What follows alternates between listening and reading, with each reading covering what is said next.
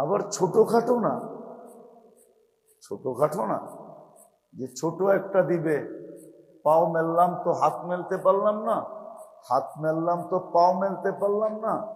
কেননা ঢাকা শহরে 550 স্কোয়ার ফিটের ফ্ল্যাটও আছে। নাম কি এটা? ফ্ল্যাট। কয় স্কোয়ার ফিট? 550 স্কোয়ার ফিট, ঠিক না? কতটুকু লোক? 1 কাঠার থেকেও অনেক কম, ঠিক না? আল্লাহর জান্নাত এত ছোট না। আল্লাহর জান্নাত সবচেয়ে ছোট এই দুনিয়ার থেকে 10 গুণ বড়।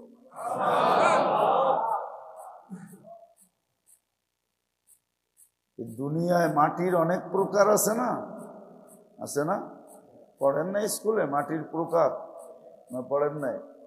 খালি কি আমরা একলাই পড়ছি, আপনারা পড়েন নাই? জান্নাতের মাটির প্রকার একটাই, ওই এলে মাটি, কাদা মাটি, পচা মাটি, এত প্রকার জান্নাতের মাটি নেই। জান্নাতের মাটি পুরাটাই জাফরান দিয়া অথবা মুশকে দিয়া। এই পচা মাটি দিয়া না, জান্নাতের বিল্ডিং এরকম। দুনিয়ার ইটের বিল্ডিং না, রূপার ইট হবে অথবা সোনার ইট হবে। দুনিয়ায় হলো সব লতা পাতা দিয়া ভরা, ঠিক না? কি তরুলতা বলি না আমরা? লতা নাইলে পাতা, ঠিক না? কাঠের, সব কাঠের, ঠিক না?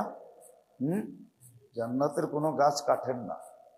এই জন্য তো আমি বলি কাঠের গাছের চোষা এত মজা হয়, হাড়ি ভাঙ্গা এত মজা হয়। আর একটা আছে না জানি কি, আম্বপালি, এত মজা হয়। কাঠেরটা যদি এত মজা হয়, তাহলে সোনার গাছের আম্বপালি কেমন হবে? কোনদিন বাইরে দেখছেন? মুখে তো পানি আসার কথা ছিল যে কাঠের গাছেরটা এত মজা, সোনার গাছেরটা কেমন মজা হবে? আপনি বলবেন সোনার গাছে আবার ফল ধরবে কি করে, ঠিক না? তাহলে যদি আমি জিজ্ঞেস করি কাঠের গাছে ধরলো কি করে, এটা আমারে বুঝান যে কাঠের গাছে কেমনে ধরলো। এটা যদি আপনি আমারে বুঝাইতে পারেন তাহলে আপনারটারও আমি বুঝাইয়া দিব। আপনি যদি বুঝাইতে না পারেন তাহলে আমাকে প্রশ্ন করে লাভ নাই যে সোনার গাছে কি করে চোষা হবে, ঠিক না? অনেকে বলে না সোনার গাছে আবার চোষা হয় কি করে, আরে জিজ্ঞেস করেন কাঠের গাছে হয় কি করে, এটার জবাব দেয়া আগে।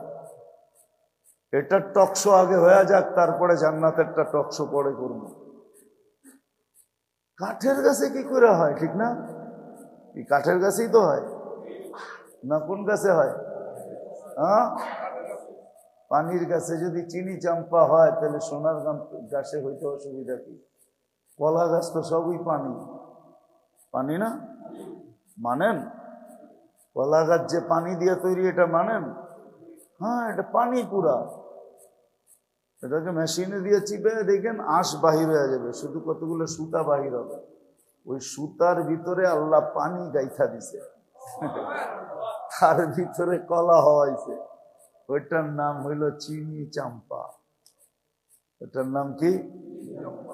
ওইটার নাম হইল চিনি চাম্পা। ওইটার নাম হইল সবরি। আরেকটা তো চিনি নি না। আরেকটা আছে নরসিংদীতে হয়, গেরা সুন্দরী। চিনেন?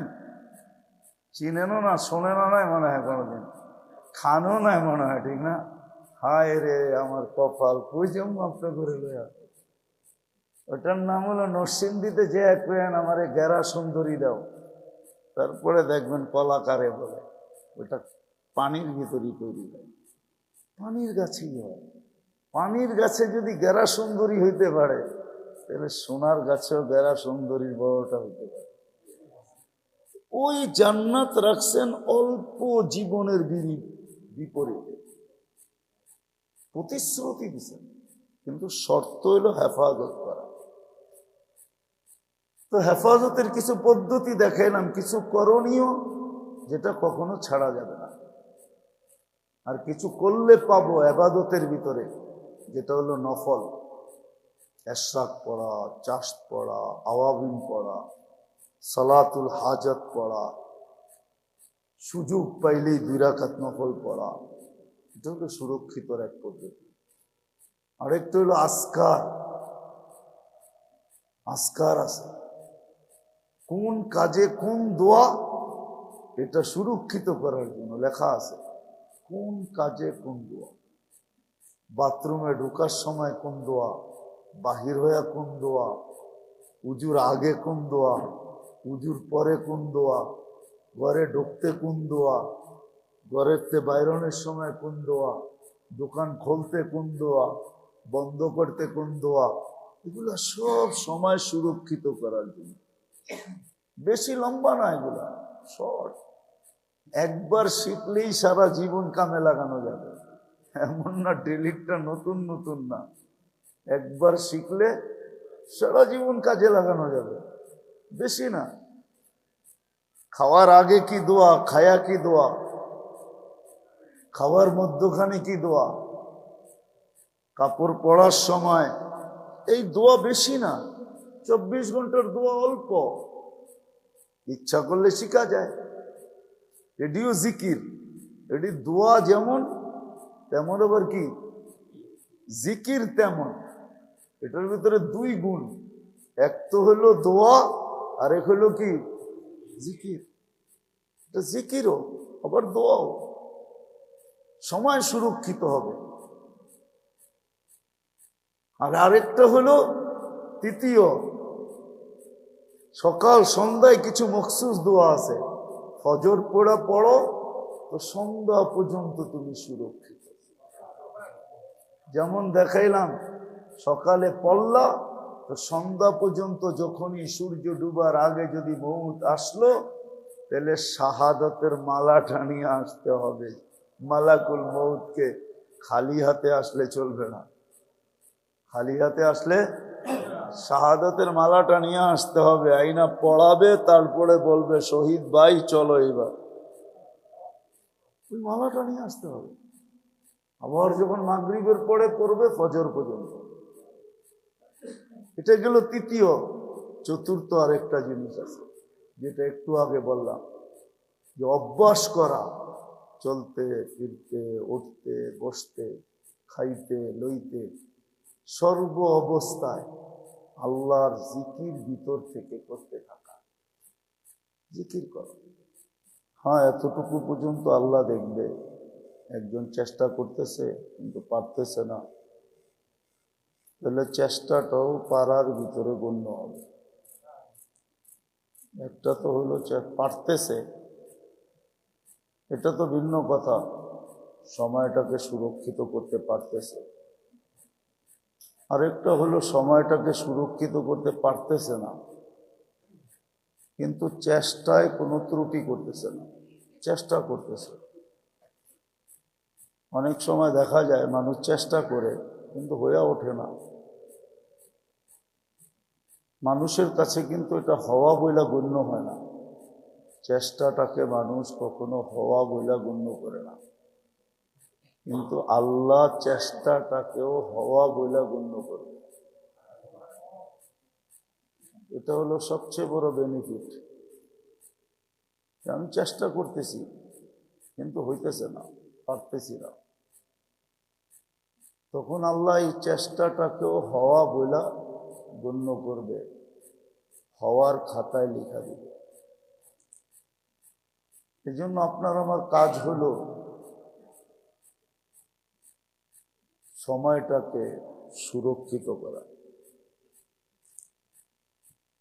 সকাল থেকে সন্ধ্যা, সন্ধ্যা থেকে সকাল, এই যে ঘড়ির কাঁটায় 24টা ঘন্টা, এই সময়টাকে সুরক্ষিত করা, এটি আপনার আমার সবচেয়ে বড় দায়িত্ব, সবচেয়ে বড় কাজ। এটাই আল্লাহ আমাদের কাছ থেকে চান, যে আমরা সবাই যেন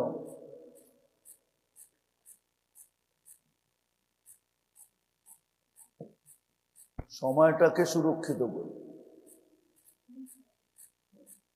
এখন সময়টা সুরক্ষিত করার অনেকগুলো ধারা আছে, আবার অগণিত না, অগণিত না, যে অনেক, যেটা গয়না শেষ করা যাবে না, এত ধারণা, অল্প কয়েক। এটা মনে রাখতে হবে, আর ওই অনুযায়ী সময়গুলোকে কাজে লাগাইতে হবে, তাহলে সময়টা সুরক্ষিত হবে, এই জীবনটা সুরক্ষিত হয়ে যাবে। আর যার জীবনটা সুরক্ষিত হইল সে কামিয়াব হবে, এটা আল্লাহর ওয়াদা। যার সময় সুরক্ষিত হয়ে যাবে, হেফাজত হবে যার সময়টা, সে কামিয়াব হয়ে যাবে, এটাই সত্য। আবারও বলতেছি, আমাদের সময়গুলা সুরক্ষিত করা, এটাই সবচেয়ে বড় জীবনের উদ্দেশ্য। যার কাছে যতটুকু আছে, কেউ বয়স বেশি পায়, কেউ বয়স কম পায়, যে যতটুকুই পাক, অতটুকুকে সুরক্ষিত করা, এটাই হলো আমাদের জীবনের সবচেয়ে বড় উদ্দেশ্য। আর এটা যে করলো, তাকে বলা যেতে পারে যে সেই সবচেয়ে জ্ঞানী, এর চেয়ে জ্ঞানী কেউ নেই। আর যে করলো না, তাকে বলা যেতে পারে সে বড় বোকা, সে বড় বোকা, সে বড় বোকা। লটারির টিকিট কয় টাকা? 10 টাকা, ঠিক না? কি কিন্তু সবার পাওয়ার কি প্রতিশ্রুতি আছে নাকি? সবার ভিতরে একজন পাবে কয় টাকা? 10 টাকার বিনিময়ে কয় টাকা? আরে না, 30 লাখ টাকা, মেনা নিলাম। 1 লাখ টাকার বিনিময়ে 30 লাখ টাকা। সত্য তো? বুঝাইতে পারতেছি? প্রতিশ্রুতি নেই, কিন্তু যদি প্রত্যেকের বিরুদ্ধে, প্রত্যেকের পক্ষে, যে 10 টাকার কিনবে সে 30 লাখ পাবে, এই প্রতিশ্রুতি যদি প্রত্যেকের ব্যাপারে থাকতো, আর যদি কেউ না কিনতো, তাহলে তাকে কি বলতো? হ্যাঁ, কেমন বোকা? হ্যাঁ, আরে কেমন বোকা? বোকার লগে না আরেকটা শব্দ যোগ হয় বাংলায়, কেমন বোকা। আরে বলেন না, কেমন বোকা সে? প্রতিশ্রুতি আছে যে টিকিট কিনবে সেই 30 লাখ, তারপরও যদি আপনি না কিনলেন, তাহলে আপনাকে কেমন বোকা বলবে? হ্যাঁ, যাক, যেটাই হোক, মানে এর চেয়ে বড় বোকা আর কেউ কি? এর মানব সমাজে থাকারই কোনো দরকার? একে হয়তো আফ্রিকার জঙ্গলে, নাইলে আমাজনে, নাইলে সুন্দরবনে, নাইলে সর্বশেষ পাবনায়, ঠিক না? কি বলেন? যদি প্রত্যেক লটারির পিছনে 10 টাকার কিনার পিছনে 30 লাখ টাকার প্রতিশ্রুতি থাকে, এইখানে তো প্রতিশ্রুতি হলো বিক্রি করবে কয়েক কোটি, প্রতিশ্রুতি শুধু একটার ব্যাপারে, ঠিক না? একজনই তো পাবে 30 লাখ। কিন্তু আমাদের জীবনটা যতটুকুই ছোট হোক, কিন্তু সুরক্ষার পিছনে সবার ব্যাপারে প্রতিশ্রুতি আছে চিরদিনের জান্নাত। মনে হয় বুঝাইতে পারি না? না না, বুঝাইতে পারি না। আগেরটা তো বুঝে গেছেন, ওটা তো দুনিয়ার, এই জন্য বুঝে চলে আসছে খুব তাড়াতাড়ি, যে প্রত্যেক 10 টাকার লটারির পিছনে যদি প্রতিশ্রুতি হইতো তুমি কিনতে দেরি, তোমাকে 30 লাখ দিতে দেরি হবে না, তারপরেও যদি কেউ না কিনতো, তাহলে সমাজের চোখে তাকে আমাজনের জঙ্গলে পাঠানোই সবচেয়ে শ্রেষ্ঠ, ঠিক না? কিন্তু এইখানে যত লটারি বিক্রি হবে, তার বিপরীতে শুধু একজনের ব্যাপারে প্রতিশ্রুতি 30 লাখ পাবে, ঠিক না? হ্যাঁ, এটা দেখি তো সবাই কিনে। হ্যাঁ, যদি লেগা যায়, ঠিক না? পিছনে কথাটা কি থাকে? যদি। কিন্তু আল্লাহ আমাদেরকে জীবন যতটুকুই দিছেন, প্রত্যেকটা জীবনের পিছনে এই প্রতিশ্রুতি আছে যে তুমি যদি সুরক্ষিত করো, তাহলে ওই জীবনটা যতই ছোট হোক, এর বিনিময়ে তোমাকে চিরদিনের জান্নাত দিব। এখন সুবহানাল্লাহ তো জোরে সোরে বললেন। এখন আপনি আর আমি চিন্তা করে দেখি, প্রথম ব্যক্তিকে যেরকম আমাজানে পাঠাইতে চাইলেন, পাবনায় পাঠাইতে চাইলেন, এখন আমরা কোন জায়গায় যাওয়ার যোগ্য? এটা নিজেরা নিজে হিসাব করি। আমি কোন জায়গায় যাওয়ার যোগ্য? আমার তো এই ছোট জীবনটা সুরক্ষিত করার পিছনে আল্লাহর প্রতিশ্রুতি আছে চিরদিনের জান্নাত, চির শান্তির জান্নাত, চির সুখের জান্নাত, চির মন চাহি জীবনের জান্নাত, যা চাবো তা পাবো এমন জান্নাত, যা চাবো তা পাবো, যেমন খুশি তেমন চাবো এমন জান্নাত, যেমন খুশি তেমন চলবে, ওরকম জান্নাত দিবে। কিন্তু আমি আমার জীবনটাকে সুরক্ষিত কতটুকু করতেছি?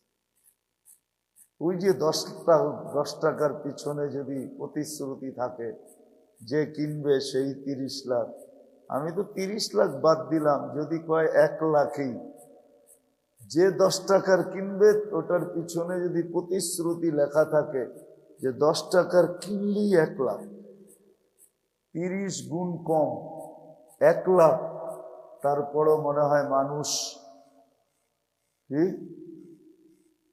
যদি কেউ ছাড়ে তাহলে ওকে বলবে কি, বোকা। ও বোকার রাজা, শুধু বোকা না, বোকা গো রাজা। কিন্তু আল্লাহ তো প্রত্যেক জীবনের পিছনে প্রতিশ্রুতি দিতেছেন, যতটুকুই হোক। কিন্তু কথা হলো সুরক্ষিত হতে হবে। এই জন্য সুরক্ষিত করার কিছু ধারা আছে, সুরক্ষিত করার কিছু ধারা আছে, কিছু একান্ত করণীয় ধারা, যেটা করতেই হবে, যেটা করলেও জীবনটা সুরক্ষিত হবে, করতেই হবে, একান্ত করণীয়। এটার ভিতরে কোনো ছাড় ছুড় কিচ্ছু নেই, একান্ত করণীয়, এটা করতেই হবে, একান্ত করণীয়। আর কিছু আছে যে প্রত্যেক সময়ের আল্লাহর পক্ষ থেকে নির্ধারিত আছে, যে তুমি ইচ্ছা করলে, তুমি যদি ইচ্ছা করো তাহলে এইগুলা করতে পারো। এর করণীয় দ্বারা তোমার জীবনটা সুরক্ষিত হবে। একান্ত করণীয় দেখাই, 5 ওয়াক্ত নামাজ একান্ত করণীয়, এর দ্বারা জীবন সুরক্ষিত হবে, সময়গুলো সুরক্ষিত হবে। বলে কিভাবে? বলে এক নামাজ থেকে আরেক নামাজে ঢুকতে দেরি, মধ্যবর্তী সময়ের গুনাহ হইলেও এটা মাফ হইতে দেরি হয়, বলে সময়টা সুরক্ষিত, ঠিক না? 5 ওয়াক্ত দ্বারা 24 ঘন্টা কি সুরক্ষিত? এটা একান্ত করণীয়, না করলে চলবে না। আর এটা দাহ্য এই জন্যই করছেন যে একান্ত ভাবে যেন সে 24 ঘন্টাকে একান্ত করণীয় দ্বারা সুরক্ষিত করে। 5 ওয়াক্ত নামাজ 24 ঘন্টা সুরক্ষিত। গুনাহ হয়ে গেল, আরেক নামাজে যখন ঢুকবে, তা সালাতু ইলা সালাতি কাফারা, এক নামাজ থেকে আরেক নামাজ কাফারা শুরু, মধ্যবর্তী গুনাহ মাফ হয়ে যাবে। এটা একান্ত করণীয়, এটা 24 ঘন্টা পার ডে, এটা করতেই হবে। আরেকটা করণীয় দেখাই, জুমার দিন জুমার নামাজ পড়া, কাল জুমাতু ইলাল জুমাতি কাফারা, এক জুমা থেকে আরেক জুমা মধ্যবর্তী সময়ের গুনাহ মাফ, একান্ত করণীয়। রমজান আসলে রোজা রাখা, এটা একান্ত করণীয়। রোজার দ্বারা, রমজান মাসের দ্বারা শুধু 1 মাস সুরক্ষিত হবে না, বরং লম্বা একটা জীবন সুরক্ষিত হবে। 1 মাসের বিনিময়ে 70